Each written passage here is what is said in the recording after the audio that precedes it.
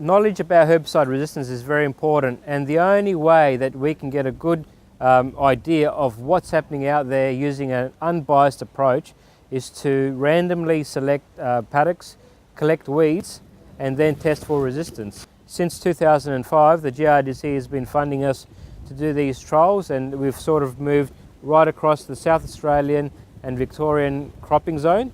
Just behind me here, I've got an example of all the brome populations that we've collected over the past 5 or 6 years. Each particular pot is a single field. So this is one particular farmer field, and as you can see, there are a lot of farmer fields there. This brome is being well controlled with a lot of the herbicides, but we are starting to see there are some nice green clumps, and that indicates that these brome populations are resistant. This kind of information can indicate to us, where the problems are, and this helps chemical companies focus their research ideas to try and extract most of the information. So we know that there's a lot of resistance in ryegrass. In brome, it's not as common, resistance, but it is coming, and we have to be prepared and be proactive before the problem gets out of hand like it has for ryegrass in previous years. Traditionally, we've been using a single herbicide. So trofirolin, Boxer Gold, Sakura, and various other herbicides. And so what we're thinking is, and farmers are doing it as well, but we're trying to be more innovative and try and mix herbicides, so try and extract the most activity out of different herbicide mixtures so we can get the best performance. Brome is becoming a very big problem because of no-till farming and because of the limited amount of herbicides that do control brome.